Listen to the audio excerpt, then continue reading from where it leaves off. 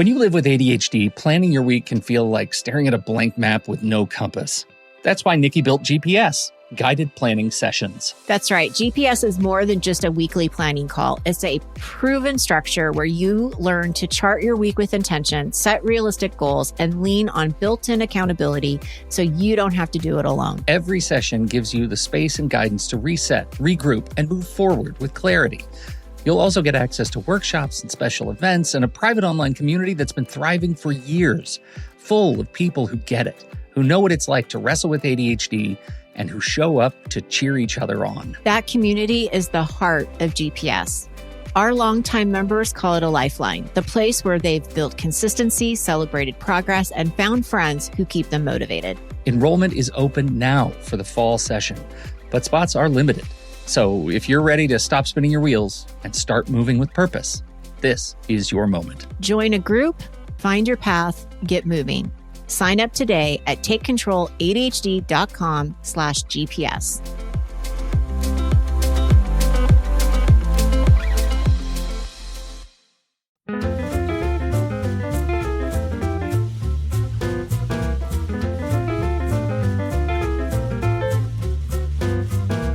Hello, everybody, and welcome to Taking Control, the ADHD podcast on True Story FM. I'm Pete Wright, and I'm here with Nikki Kinzer.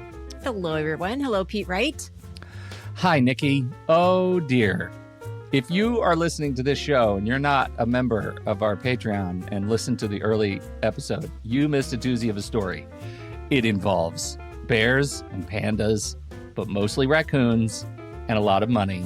And you're welcome. That's a teaser. That's a teaser for what we talked about before our show this morning. I am glad we're here today. We're talking about side hustles as we start our money and finance show. Mm-hmm. Do you feel like you're still doing a side hustle a little bit every day? Yeah, sometimes. When you see the ebbs and flows and like the inconsistency and you're like, Yeah, for sure. And so we're going to talk about side hustles and the pros and cons and the benefits and perils therein as we dig into this new series. Very excited about it. Before we dig in, though, head over to takecontroladhd.com, get to know us a little bit better, listen to the show on the website, subscribe to the mailing list. We'll send you an email each time a new episode comes out and more stuff. And also, of course, Facebook, Instagram, Pinterest, Blue Sky, all Take Control ADHD. The most important thing, as I mentioned, is Patreon. I don't know if you've noticed, the economy is questionable. Still, feel like I've been saying that for a long time. The most stable support that ensures the consistent, reliable production of this show season after season is your support on Patreon. Just visit patreon.com/the ADHD podcast. You get the show early. You get the show without any without ads. You get the show with extra stuff. You get the Q&A at the end of every episode, and you get the pre-show chat, which sometimes is about TV shows and sometimes it's about raccoons. There's just all kinds of stuff. Patreon.com/the ADHD podcast to learn more, please. And very, very, very heartfelt thank you for your support.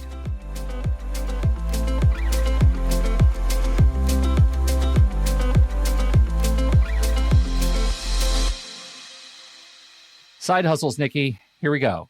Yes. We're talking side hustles. Now, you first brought this up months ago in one of our planning meetings, and I reacted with some hostility. Well, you had a reaction for sure, because I had gotten this idea because I had seen somebody speak about it. And I thought when we do a financial series, this would be an interesting angle on it, right? Because it has to do with finances and bringing in extra income. And the presentation was great. And, I just thought it would be an interesting conversation. And yeah, you did have a hot reaction. I will tell you that you were definitely, I would say, against them. And I'm like, wait. Yeah. I'm not against you. Yeah, right. No. But you were very passionate about it. So we decided not to bring in the extra speaker, but to have a conversation around what your feelings were and also just like what we've experienced and what I've seen with clients and friends and because there's pros and cons for sure. Absolutely. Yeah. And so I think just to start off, let's just define what we mean by side hustle. I mean, it sounds so fun, right? Like do a side hustle. so It sounds like a fun. dance. Like you It should sure be does. dancing. Yeah. But it's really it's basically any kind of income stream that's coming in that's outside of your like primary work, right? So Yeah. um if you work as an accountant, you might have a side hustle of, being in a band and Yes. right? Or Yeah. yeah. So we'll have lots of examples here. Should we go Well, into our examples? Maybe we should yeah, go let's into our go into the examples. examples because I think Yeah. they're really important. But before we go to the explicit examples, I think there's a certain mentality around the side hustle that I want to make sure we address, and that is when I hear people mostly talking about side hustles, it's yes to earn this extra income, but also because they're somehow frustrated with their primary job and they are looking for some sort of catharsis. They're looking to augment that. They're looking to build it into something that can drag them out of their primary job. Right there is something that is outside of their main work, and that I think what you described, somebody whose side hustle is, they're in a band, might be wholly different from what their day job is. And maybe that's good emotional balance, right? Is to Sure. say, Yeah. look, this is a hobby that I happen to be able to make a few bucks from. And it's, maybe it's coffee money, maybe it's like Netflix and Amazon money. But it's not something that I am, considering myself moving in a new direction. And those are two very different ways to think about side hustles. And Right. Because one of it is more of a hobby kind of passion yes, that I can get paid for. But then the other one, I think definitely can lead into a career or a change of career. it can. Yeah. It can. And I think that's where the career friction comes into place. And that's Sure. where, so I think your first example is great.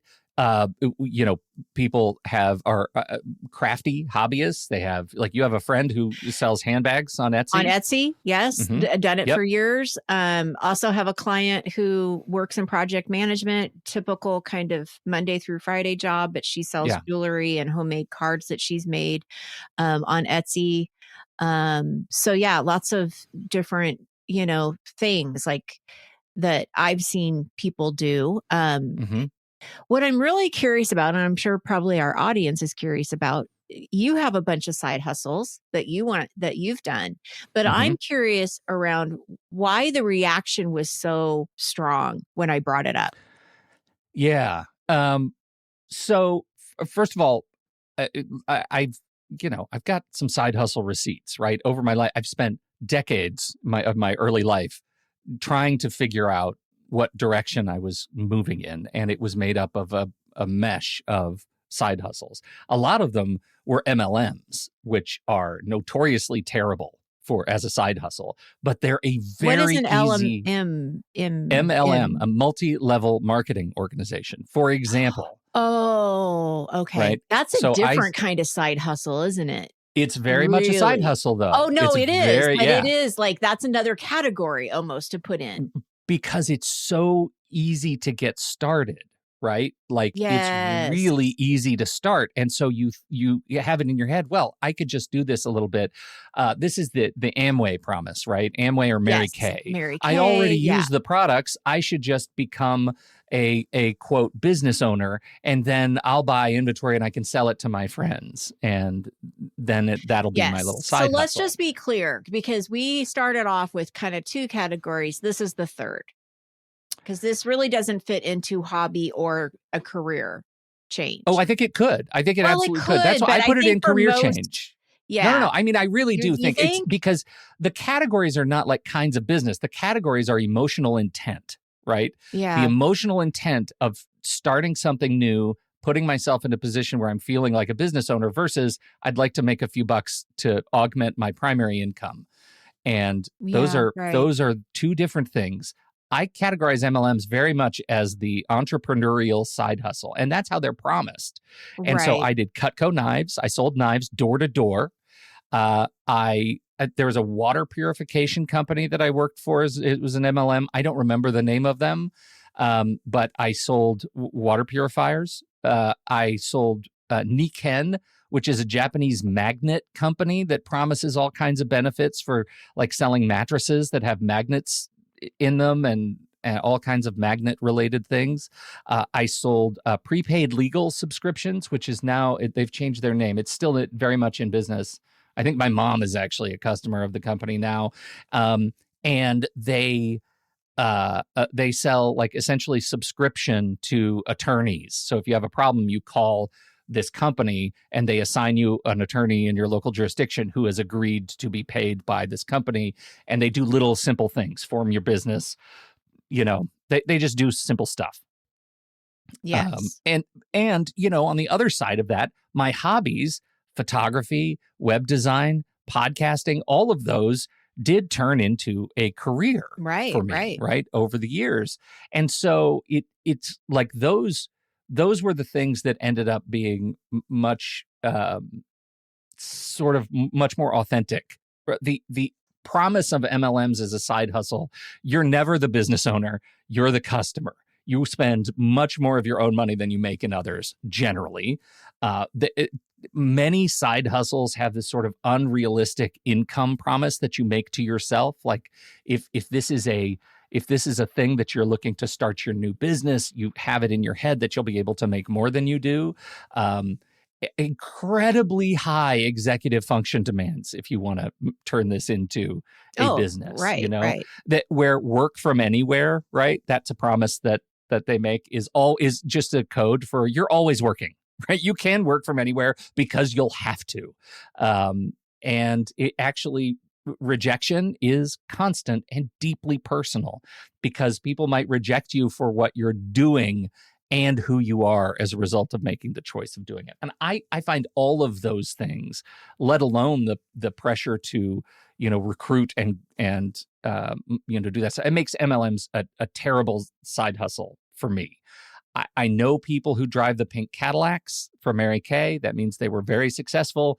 And for them, it works. I see a lot of people with ADHD incredibly frustrated if they're trying to create a second serious income stream with a side hustle, because we just struggle with the executive function piece to keep all the balls in the air that you need to keep in the air. And that's MLM or not, like that, regardless of the kind of business organization, it's incredibly hard to do. And so that's why I reacted so viscerally, because I have failed so many times at the side hustle. And yet I am sort of emotionally compromised on it because it was my side hustles that turned into a career. Right. Like that's what I do for a living now. And that's important to note. Like, possibly all of my failures led to being able to find the thing that was most authentically me. And that's okay. But I kind of feel like that's why I kind of put those the marketing level, whatever they're called. What are they? LM something? MLM. Multi-level marketing. MLM. I still kind of see it as a third category because when I think of photography, for example, like my husband also started it as a hobby and now makes money from it. And is an entrepreneur. He's a business owner around that. Right. And I think I know a lot of people, I do know a lot of people who want to do coaching. And so they'll work full time as they're learning how to be a coach. And they're thinking that this is something that they can do when they retire or they can do part time. And that kind of can lead into, a different, a role, a different career. I just think with the MLMs, it feels like that's not the purpose, is to be your own boss or to like have something that you're passionate about because you're selling something else that somebody else has already put together. And I don't know many people. And I mean, this is just, I could be very wrong. And maybe the people who are driving the pink Cadillacs would say different. But I think for the majority of the people that are underneath that person with the pink Cadillac aren't necessarily looking at it as this is going to be my full-time job. I mean, and I know maybe Oh, I'm Nikki, wrong, but you got to go to like, one of the meetings. You got yeah, to I meet mean, the I don't people. know. Like, I've never been part of it. I don't know, but it just Yeah. still feels very like a different category to me. That's all. We can agree to disagree. I just feel like it's a Yeah, different it's a category. disagreement based on inexperience. Like, I Yeah, promise you, yeah, if you had experienced it, you'd see what I'm saying. This is yeah, just like your husband is a photographer and he became a business owner in photography. These are people who are exceptional at or aspire to be exceptional at sales, and they need a product to sell. They are salespeople, just like yeah. Right, photographers right. make That's true. true. Right. They're Right. And salespeople, that's and they can sell what it anything. It is. doesn't They matter can what it is. sell anything. That's why it is Yeah, the same, right? You are being positioned to think that you're running your own business by running a network and it starts as a side hustle, and most of them fail yeah. because of these unrealistic expectations, which I think Expectations. can be applied to any side hustle. Like, those are Right. things like the pressure, the high executive function, regardless MLM or not. Those are the perils of doing this. Right. Right. Yeah. Okay. So when would it be? I mean, when would a side hustle be a good idea for somebody with ADHD? I think the side passion is probably a better way to look at it, because the hustle sort of relates so much to hustle culture, right? Which Hmm. I think is overtly negative. I think it is terrible for humanity, hustle Yeah. culture. Yeah. Because I it's busy, really busy, do. busy all the time, Yeah. no downtime. Yeah. Yeah. And so I don't like the idea of side hustle, because it means that you have a primary hustle, and then at home you have this side hustle, and you're just always doing. Now, what we do know is that fractured attention does have benefits, and sometimes it is cathartic to sit down and bead, for example, and make, leatherworks or sew or paint or you know mediate divorces if you're retired, or something, a retired attorney, right? There are all kinds of ways to normalize your brain's natural fractured attention with other things. I think the danger when we call it a side hustle means that you're counting on it turning into something else. Bigger. And ADHD makes that incredibly difficult. You're playing very long odds. Doing it because it's a passion and a hobby means you can do it 6 hours one day and not at all for the next 6 days, And right? be okay with that. Yes. If it's a side hustle, you need to do it every day, right? If you're in a band, you're going to need to practice and Yeah. learn new music and do that a lot until you're, retired and playing in Las Vegas, Mhm. right? Like, that's just a thing you have to do. And I think this is like the word, how I always kind of bristle when we say ADHD is a superpower, right? Like, turning hyperfocus into money is not a reliable thing, because hyperfocus is not reliable. Right. It can change. Ever. Yeah. Right. Yeah. So that's why I struggle with this. Yeah. And I think that's what I see with like clients that have done this before, that I'm aware of. The shiny object, they lose interest after a while, right? And so then it doesn't have all of its attention, and there's a lot of frustration that can come with that. Yeah, for sure. Yeah. And this is the other danger. We all hear stories about people whose side hustle turned into a thriving career, and now they've set up a retreat in Costa Rica, and they're now mindfulness gurus. I don't know what they are. I'm just making those up. Mhm. But the reality is, for every one story of some ridiculous success at someone's side hustle, there are a million others of people That are who not, are right. struggling to put food on the table, Yeah. and their side hustles are not economically viable. Hell, we're looking at, like, I've got a friend who lost his job and ended up driving Uber, DoorDash, and Lyft, all at, like, every single minute he wasn't sending resumes out, he was out driving errands for people. Those were side hustles to his primary job of trying to get a job and pay off debt and do all of the things. And it ended up breaking him even further because the economics are not in favor of someone to do that full time. The cost of the car, like there are so many unseen expenses to a side hustle when you're not understanding it as a primary job.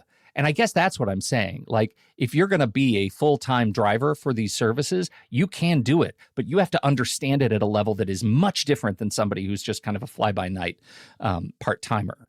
Right, right. I feel like I'm ranting at you, and I'm sorry about that. I get fired up on this topic. It's I want okay. people to be healthy and safe and confident, and sometimes that means fighting the urge to side hustle. Right. You know, I mean, you said it too, like the challenges of the side hustle for ADHD. I haven't even, I talked about executive functioning.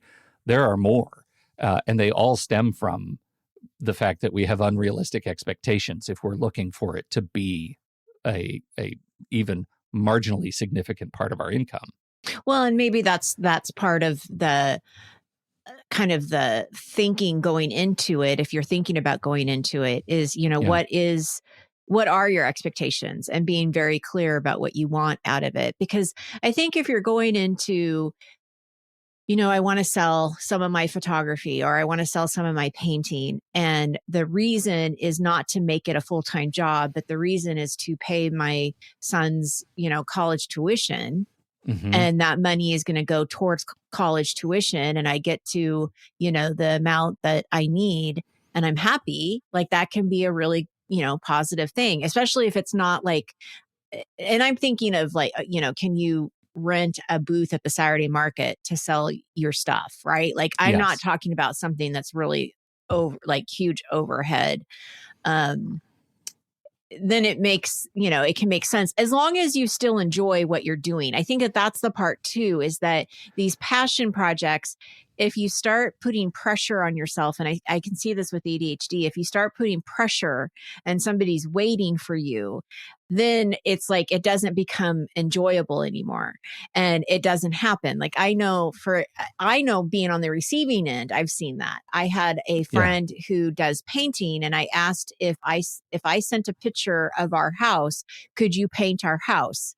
Because I wanted a painting of the front of our house for Christmas as a gift.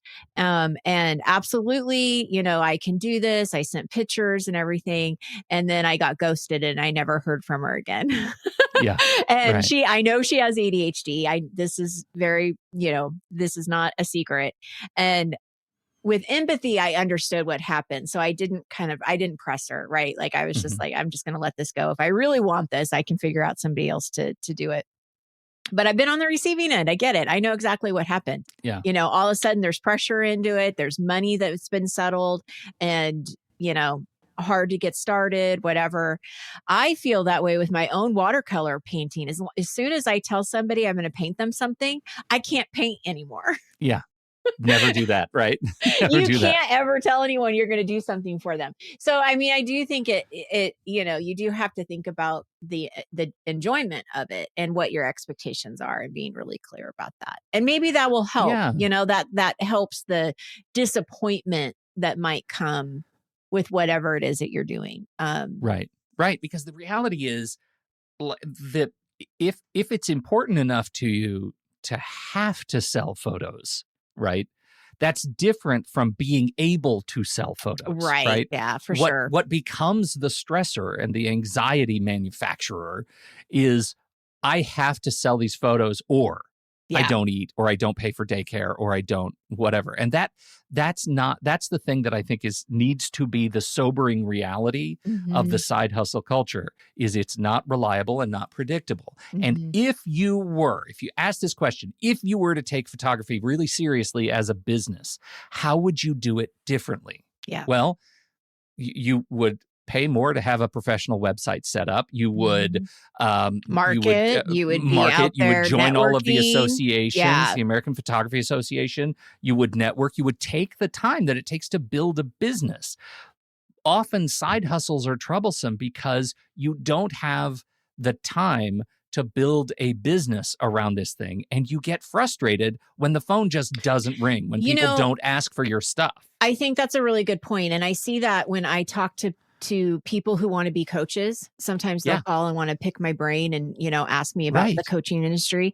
And I agree exactly what you're saying 100%, that if someone wants to be an ADHD coach or a life coach, business coach, whatever, be very clear if you want to if you want it to be a business, or is it a hobby that you are doing occasionally, because it is a business if you want a full client tell. Like if Yeah, you want a full client list, they don't just come to you because you have a website.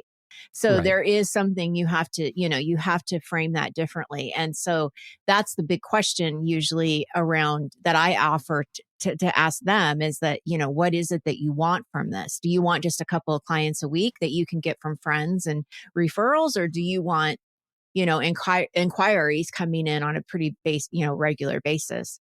Because then it is not just about being a coach, but now you're a business person.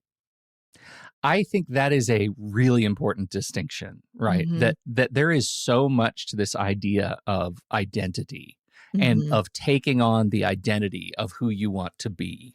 And do you want to be somebody who goes to an 8 to 5 day job and is generally, fine doing that, but only is really happy when you're hustling in the afternoon? You're not giving your all to your day job, and you don't have enough time to give your all to the evening job. And so you end up over not very long just being frustrated and burned out. Right. Yeah. Yeah.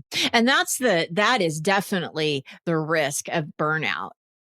Like especially if you're all in at first and you are, really doing so much with this, and you're doing it evenings and weekends and any free time.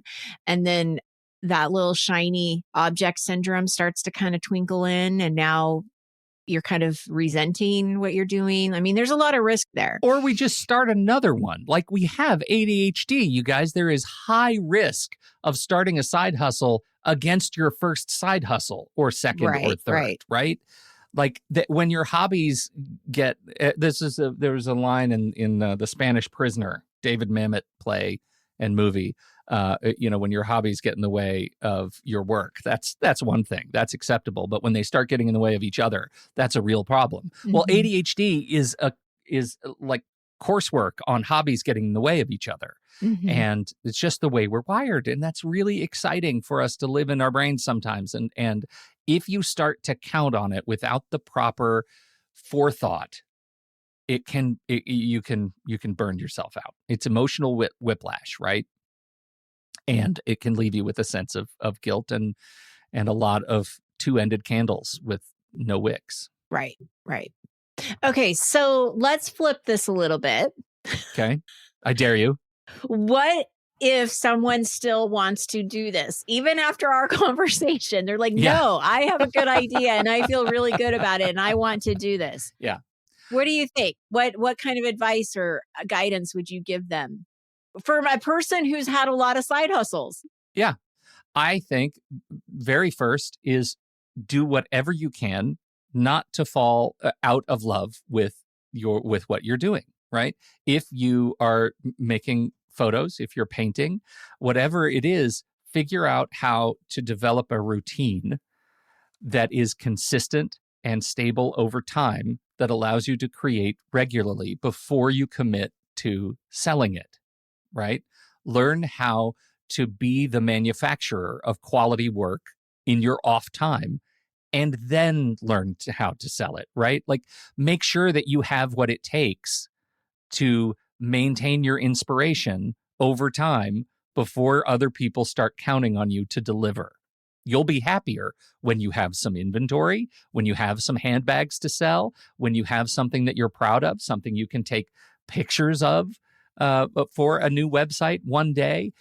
That's the one thing. Make sure you maintain your love of the craft that you're doing, music, whatever, accounting, I don't know. Make sure you maintain the love of that before you start to sell it. What do you think? I think that's a great idea. I love that, having some kind of inventory or like almost template of some sort, right? Like we love templates because it helps us not having to redo the work all the time. So that's how I kind of see that, is like, if you are going to sell something that you're creating, how can you almost like systematize it in a way so that it's not hard? I mean, it still may be hard, but not as hard as it could be. Yeah. Right. And then the second step, if you decide that you still want to try to turn this into an income generating operation, which, let's be clear, has been losing money as a hobby because all you've been doing is spending money on supplies, right?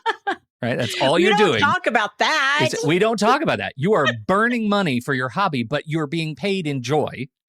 Right. As soon as you start, you say, okay, I've been doing this for 6 months and I still love it and I'm still creating and I'm proud of the work.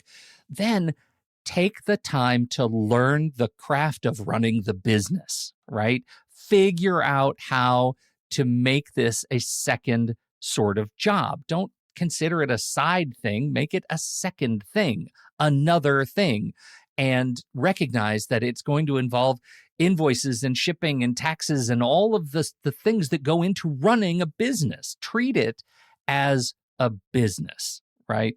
Because it's not a secondary thing. Your time, what did we say about time blocking? Your time, you only have one calendar. Your time is your time, and it is precious. So if you're going to spend time and create work to be sold, figure out how to do that in a way that is industry standard. This is how photographers set up small studios. This is how accountants set up, I don't know, small accounting businesses. I don't know how to do that. And learn that and see if you can still love the work while you have that in you.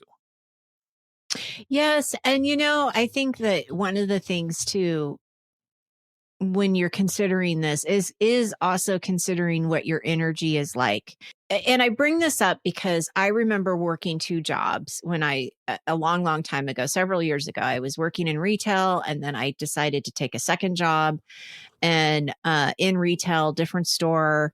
And I was just going to do like stockroom stuff. I just wanted to work in the stockroom so I didn't have to be with the customers, because I'd already worked with customers at a different store, right? Like I thought this would be a good idea. But I can tell you, I don't have the energy to have 2 jobs. I just don't. Right. You burn an awful lot having one. Yeah. And so for me personally to have a side hustle, it would have to, I don't even know what it would look like. Because I really don't, I don't have the energy. So I think it's just important for people that are thinking about it. Like, do you have the agency to take on something else from what you already have? Especially if you still have kids at home, or you have a parent that you're taking care of, or, you got to kind of think about all of the little buckets in your life before taking something like this on, because it, like you said, in time blocking, you have 24 hours, and this is where things are filling up, and do you really have the space to do that right now? And maybe you don't, and that's okay, because you can always put it on hold, and maybe you do it in the next chapter of your life. But that's the only thing I would say, is also just like check in with yourself about what you're feeling like productivity wise, and what you're able to really give. I think you've just described why shame can hit you on both ends, right? Mm-hmm. Because this is how, especially if you're in creative, say you're a writer and you write a story, or you write something on your blog about a local community issue. Somebody says, "Oh my God, I just read that piece. You should be doing this for a living. You should set up a Substack and start making money because you're so good, people would subscribe to you." All right. Now, something that you loved, just crafting words and putting them on your website for people, has become an opportunity that the internal script can say, you're foolish if you don't take this. Somebody just complimented you and said you should go do this work for money. People would pay you. So you feel ashamed if you don't take the opportunity, right? Because what's wrong with you if you don't take that opportunity?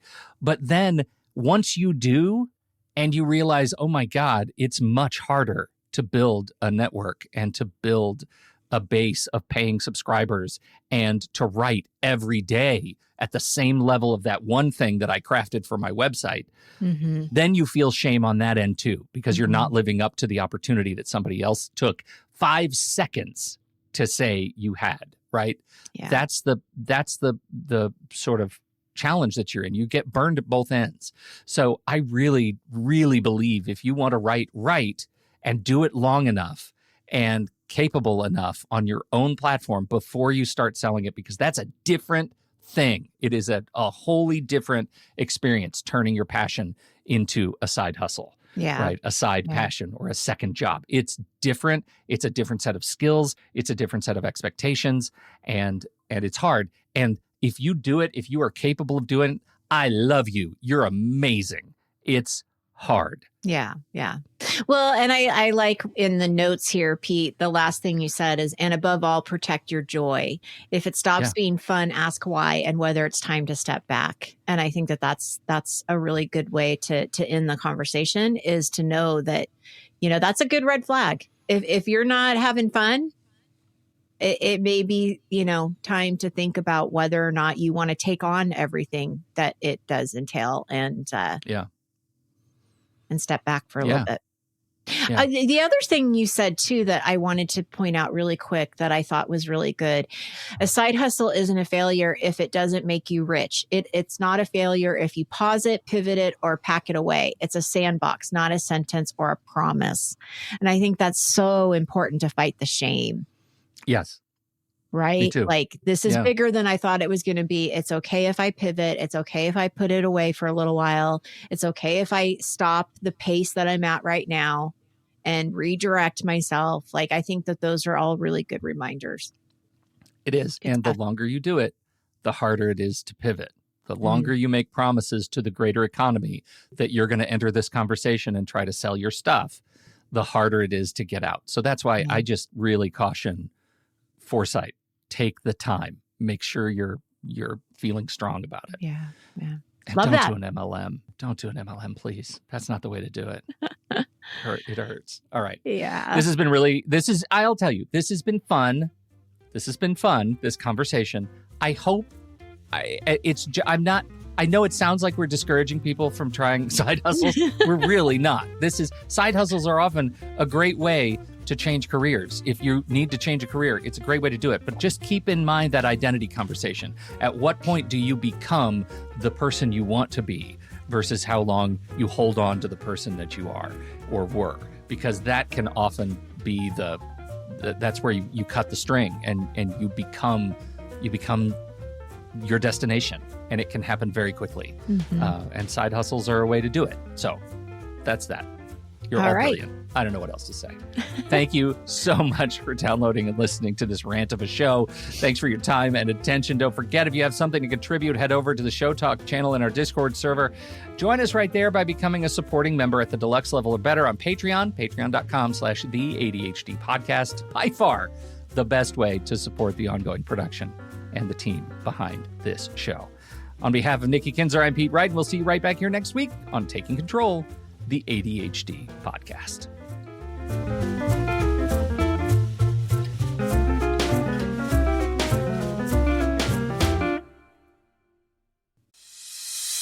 When you live with ADHD, planning your week can feel like staring at a blank map with no compass.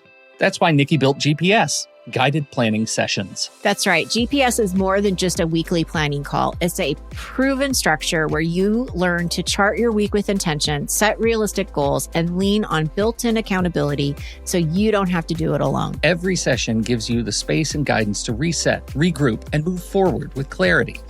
You'll also get access to workshops and special events and a private online community that's been thriving for years, full of people who get it, who know what it's like to wrestle with ADHD, and who show up to cheer each other on. That community is the heart of GPS. Our longtime members call it a lifeline, the place where they've built consistency, celebrated progress, and found friends who keep them motivated. Enrollment is open now for the fall session, but spots are limited. So if you're ready to stop spinning your wheels and start moving with purpose, this is your moment. Join a group, find your path, get moving. Sign up today at takecontroladhd.com/GPS.